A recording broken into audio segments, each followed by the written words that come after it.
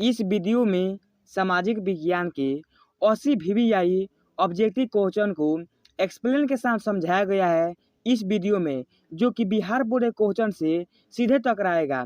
इसलिए आप सभी इस वीडियो में अंत तक जरूर बने रहिएगा। तो चलिए वीडियो को शुरू करते हैं। सबसे पहला प्रश्न यह है कि इटली एवं जर्मनी वर्तमान में किस महादेश के अंतर्गत आते हैं। तो इटली और जर्मनी उत्तर अमेरिका के साथ इसका कोई रिश्ता नहीं है, दक्षिण अमेरिका के साथ नहीं है और पश्चिमी एशिया के साथ भी नहीं है। तो आते हैं किसके अंतर्गत, तो यह यूरोप महादेश के अंतर्गत आते हैं।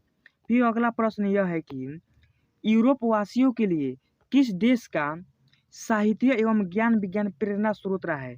तो यूरोप वासियों के लिए जर्मनी ज्ञान विज्ञान के क्षेत्र में प्रेरणा स्रोत नहीं रहता है, तुर्की भी नहीं रहता है और इंग्लैंड भी नहीं रहता है। तो रहता है कौन है, यूनान।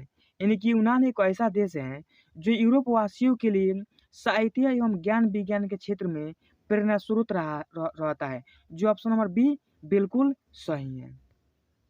फिर अगला प्रश्न यह है कि कार्ल मार्क्स का जन्म कहाँ हुआ था। तो कार्ल मार्क्स का जन्म इंग्लैंड में नहीं हुआ था, इटली में भी नहीं हुआ था और रूस में भी नहीं हुआ था। तो हुआ था कहाँ, जर्मनी में। यानी कि कार्ल मार्क्स का जन्म जर्मनी में हुआ था और ऑप्शन नंबर बी बिल्कुल सही है। फिर अगला प्रश्न यह है कि अंकोर वाट का मंदिर कहाँ स्थित है। तो अंकोर वाट का मंदिर वियतनाम में स्थित नहीं है, थाईलैंड भी स्थित नहीं है, लाओस में भी नहीं है। तो बचा कौन, कंबोडिया। तो कंबोडिया इसका बिल्कुल सही आंसर हो जाएगा, यानी कि ऑप्शन नंबर डी बिल्कुल सही है। फिर अगला प्रश्न यह है कि जलियांवाला बाग हत्याकांड किस तिथि को हुआ था। तो जलियांवाला बाग हत्याकांड यह 13 अप्रैल 1919 ईस्वी में हुआ था, जो ऑप्शन नंबर ए बिल्कुल सही है। फिर अगला प्रश्न यह है कि सोपानी कृषि किस राज्य में प्रचलित है। तो सोपानी कृषि यह हरियाणा में नहीं होता है, पंजाब में भी नहीं होता है और बिहार में तो होता ही नहीं है। तो बचा कौन, यानी कि उत्तराखंड। तो सोपानी कृषि प्रचलित है कहाँ, उत्तराखंड में, जो ऑप्शन नंबर डी बिल्कुल सही है। फिर अगला प्रश्न यह है कि किस राज्य में वन का सबसे अधिक विस्तार है। तो केरल में वन का विस्तार नहीं है, कर्नाटक में भी नहीं है और उत्तर प्रदेश में तो हल ही नहीं है। तो बचा कौन, तो बचा कौन, मध्य प्रदेश। तो भारत में वन का सर्वाधिक विस्तार मध्य प्रदेश में होता है, जो ऑप्शन नंबर सी बिल्कुल सही है। फिर अगला प्रश्न यह है कि किस राज्य में खनिज तेल का विशाल भंडार स्थित है।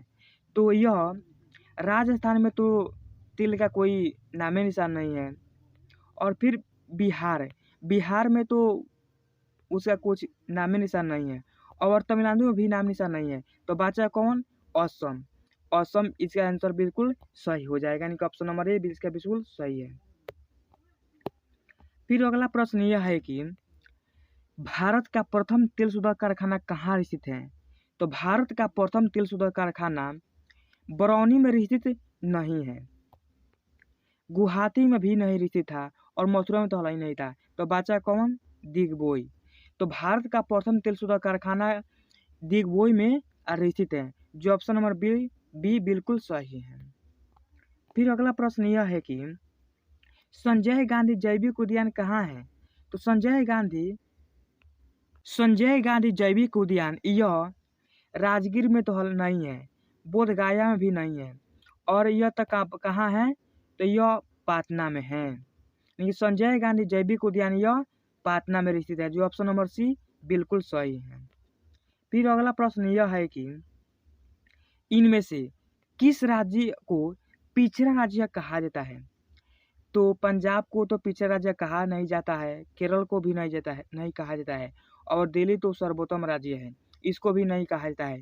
तो कहा जाता है किसको, बिहार को, यानी कि इसका ऑप्शन नंबर ए बिल्कुल सही है। फिर अगला प्रश्न यह है कि भारत में वित्तीय वर्ष कहा जाता है।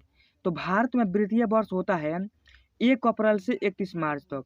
तो ऑप्शन नंबर ए बिल्कुल गलत है, बी भी गलत है और ऑप्शन नंबर सी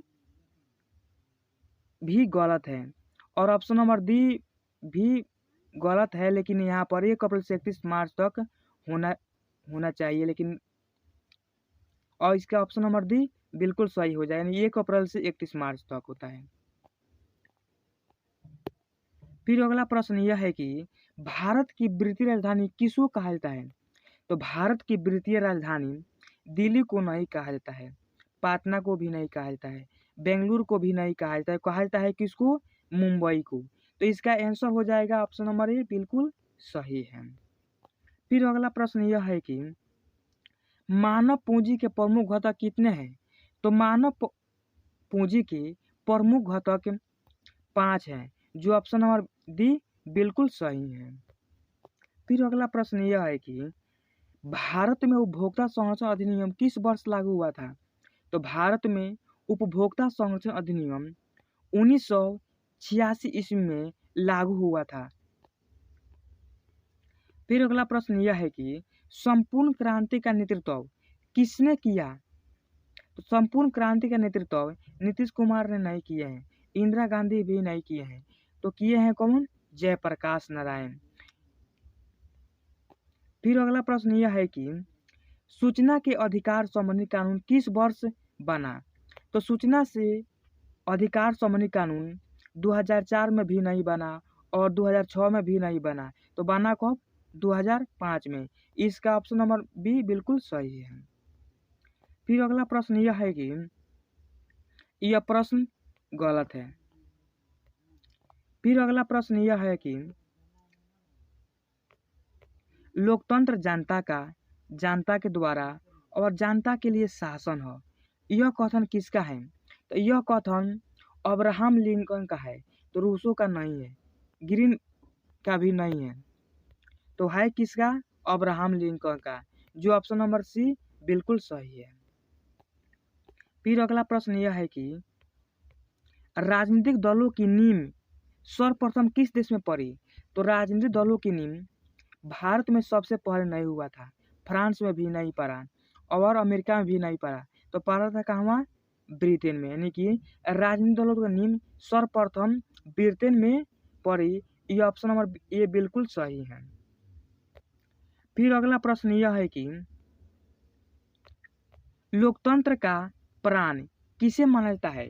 तो लोकतंत्र का प्राण सरकार को नहीं माना जाता है, संविधान को भी नहीं माना जाता है और न्यायपालिका को माना ही नहीं जाता है, तो बचा कौन? यानी कि राजनीतिक दलों को लोकतंत्र का प्राण माना जाता है, जो ऑप्शन नंबर डी बिल्कुल सही है। फिर अगला प्रश्न यह है कि इनमें से कौन प्राकृतिक आपदा नहीं है? यहाँ पर प्राकृतिक आपदा को छोड़कर जो बचता है उसी को यहाँ पर सही आंसर हो जाएगा। तो सुनामी प्राकृतिक आपदा है, तो यह नहीं होगा। भूकंप भी प्राकृतिक आपदा है और बाढ़ तो प्राकृतिक आपदा है ही, तो बचा कौन? आतंकवाद। आतंकवाद इसका आंसर सही हो जाएगा, यानी कि डी इसका बिल्कुल आंसर सही है, यह मानव जनित आपदा है। फिर अगला प्रश्न यह है कि किस नदी को बिहार का शोक कहा जाता है?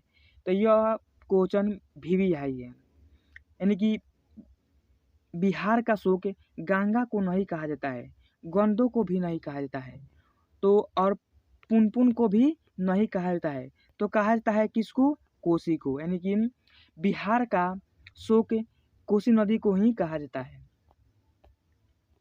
फिर अगला प्रश्न यह है कि सूखा किस प्रकार की आपदा है? यानी कि यह सूखा मानवीय आपदा नहीं है, सामान्य आपदा भी नहीं है, तो बचा कौन? प्राकृतिक आपदा। तो यानी कि सूखा यह प्राकृतिक आपदा है, यह वर्षा नहीं होने के कारण होता है, इसका ऑप्शन नंबर ए बिल्कुल सही है। फिर अगला प्रश्न यह है कि मलबे के नीचे दबे हुए लोगों को किस यंत्र की मदद यानी कि खोजने के लिए किस यंत्र की मदद ली जाती है? तो मलबे के नीचे दबे हुए लोगों को पता लगाने के लिए दूरबीन का प्रयोग नहीं किया जाता है, हेलीकॉप्टर का भी प्रयोग नहीं किया जाता है और टेलीस्कोप का प्रयोग नहीं किया जाता, तब कहा जाता है किसको? इंफ्रारेड कैमरा को। इसका आंसर बिल्कुल बी नंबर सही है। फिर अगला प्रश्न यह है कि संचार का सबसे लोकप्रिय साधन किसको माना जाता है? तो संचार का सबसे लोकप्रिय साधन मोबाइल नहीं है, वाकी टॉकीज भी नहीं है, रेडियो भी नहीं है। तो बचा कौन? सार्वजनिक टेलीफोन। इसका आंसर ए बिल्कुल सही है, यानी कि संचार का सबसे लोकप्रिय साधन सार्वजनिक टेलीफोन को ही कहा जाता है। फिर अगला प्रश्न यह है कि महासागर की तली पर होने वाले कंपन को किस नाम से जाना जाता है? तो महासागर में तो भूकंप आता ही नहीं है, तो यह होएगा भी नहीं। चक्रवात तो आता ही नहीं है। तो बचा कौन? सुनामी। तो इसका आंसर सी नंबर हो जाएगा, बिल्कुल सही है। फिर अगला प्रश्न यह है कि विश्वव्यापी आर्थिक संकट किस वर्ष आरंभ हुआ था? तो विश्वव्यापी आर्थिक संकट यह 1914 में आरंभ नहीं हुआ था, 1922 में भी नहीं हुआ था और 1927 में भी नहीं हुआ था। तो बचा कौन? डी, यानी कि विश्वव्यापी आर्थिक संकट यह 1929 ईस्वी में आरंभ हुआ था, जो ऑप्शन नंबर डी बिल्कुल, ऑप्शन नंबर सी बिल्कुल सही है। फिर अगला प्रश्न यह है कि भूमंडलीकरण की शुरुआत किस दशक में हुआ था? तो भूमंडलीकरण की शुरुआत 1970 के दशक में नहीं हुआ था, 60 में भी नहीं हुआ था और 50 में भी नहीं हुआ था। तो हुआ था कब? 1990 के दशक में भूमंडलीकरण की शुरुआत हुआ था, जो ऑप्शन नंबर ए बिल्कुल सही है। फिर अगला प्रश्न यह है कि लखनऊ समझौता कब हुआ था? तो लखनऊ समझौता 1918 में नहीं हुआ था, 1920 में भी नहीं हुआ था और 1922 में भी नहीं हुआ था। तो बचा कौन? 1916 में। तो लखनऊ समझौता 1916 में हुआ था, जो ऑप्शन नंबर ए बिल्कुल सही है। दोस्तों, यह वीडियो आप सभी को कैसा लगा है कमेंट बॉक्स में जरूर बताइएगा, और वीडियो अच्छा लगा है तो इस चैनल को सब्सक्राइब, लाइक एंड कमेंट जरूर कीजिएगा। मिलते हैं अगले नेक्स्ट वीडियो में, तब तक के लिए धन्यवाद।